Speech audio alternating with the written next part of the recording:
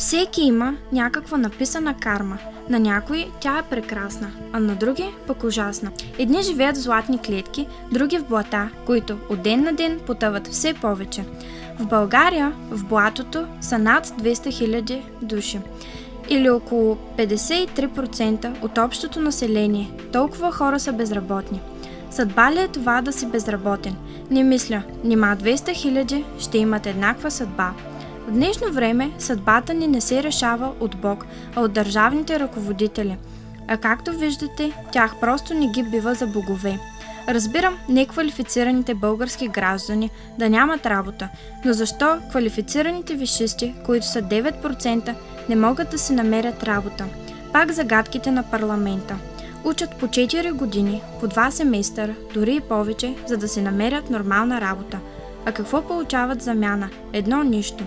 Аз лично започнах да се страхувам от тези условия на живот. Въздействието на безработицата върху младите е огромна.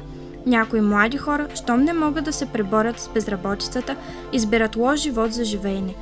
Едни си продават телата, други въртят бизнес, ООД и наркотици. Трети пък си продават новородените деца извън границата.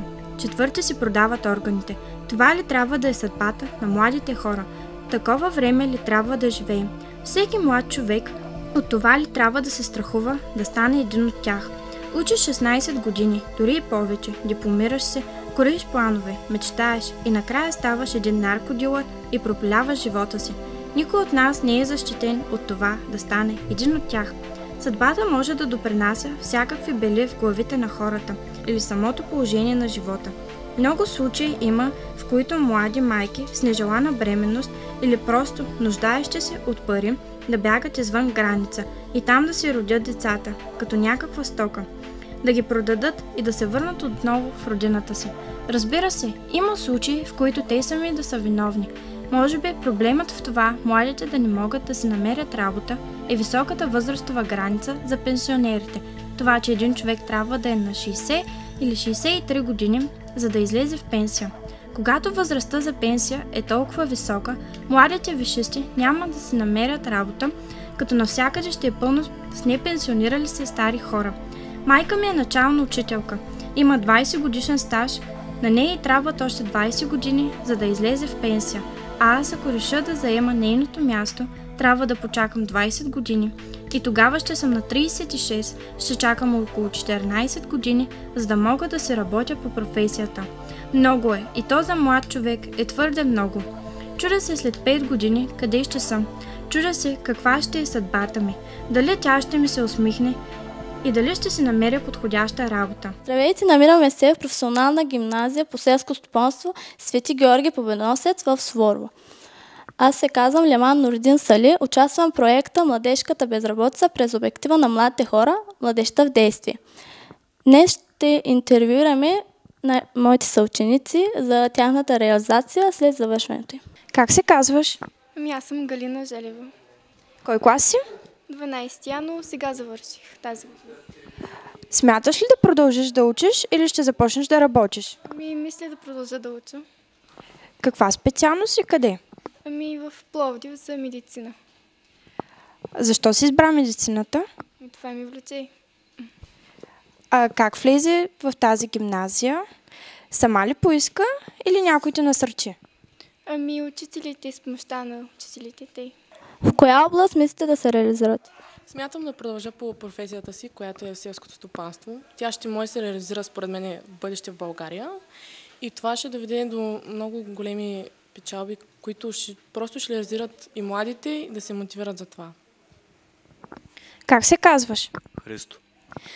Завършил си преди 2 години. Работиш ли по специалността, която си завършил или работиш нещо друго? Когато завърших, разбрах по-късно, че са ми били възложили, са ми предложили работа по специалността, но аз не работих по това. Започнах като охрана, следствие което разбрах, че е много трудно да намериш друга работа. Но все пак не се отказвайте от мечтите си. Рано или късно, може би ще можете да ги осъществите. Винаги стойте зад своите цели. Може би ще дойде ден, в който няма да имаме проблеми и животът ще е прекрасен.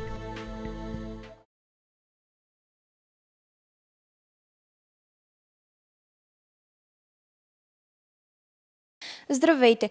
Ние сме участници в проекта Младежката безработица през обектива на младите хора по програма Младежта в действие. Днес сме в професионалната гимназия по селско стопанство в Суворово и ще интервюираме ученици от 11 и 12 клас за тяхната професионална реализация след завършване на средното образование. Как се казваш? Мартин. Кой клас си? Точно ние завършихме, 12 Б бях. Каква специалност? Монтьор на селско-стопански машини. Смяташ да продължиш да учиш или ще започнеш да работиш? Смятам да продължа, но тая първата година сега сигурно ще пропусна да събера пари за семестър. А какво смяташ да учиш после? Програмист.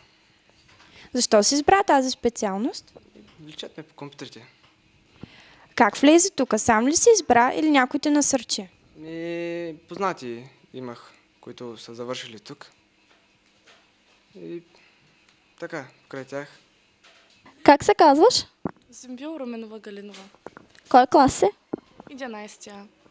Каква професия учиш? Земеделец. Смяташ да продължиш образованието си?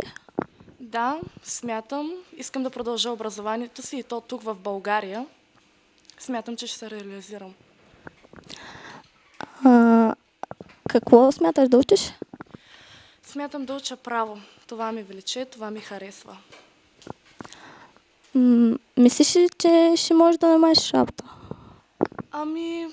Надявам се с настоящия проект. Мисля, че ще можем да се намерим работа в младото поколение.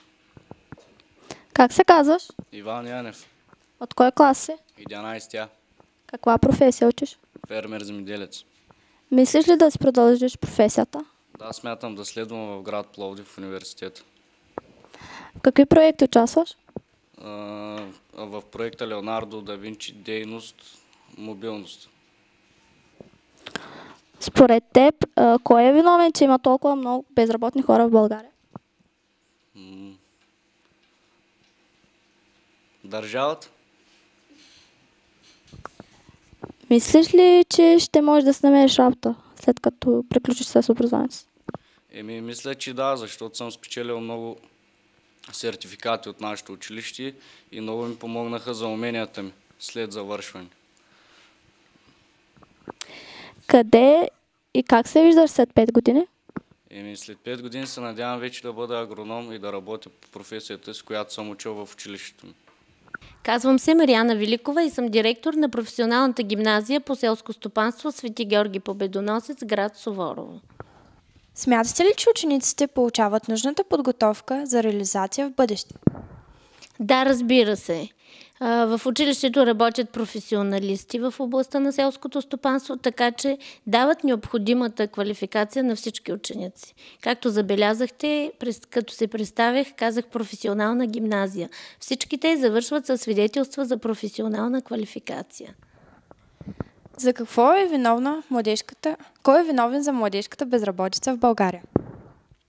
За младежката безработица в България е най-вероятно виновна политиката на държавата, социалната политика.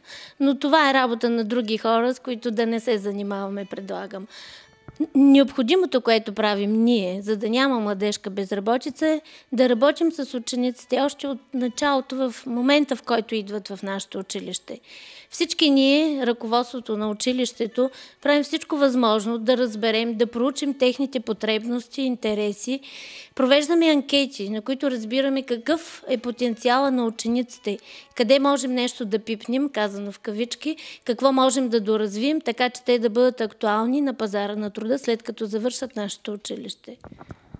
Учениците участват ли в проекти, в мероприятия? Да, разбира се. Аз съм директор от 4 години и още преди 4 години участвах в един международен проект. Държа на това, правя го, имам нужната квалификация от Софийския университет и вече 4 години, дето се казва сън не спа, да пиша проекти и да се боря. Много спечелени проекти имаме, участват учениците, с което се гордеем. Това ги мотивира да работят още повече, да успяват още повече и да продължават да учат. Но, разбира се, единствено и само в сферата на селското стопанство.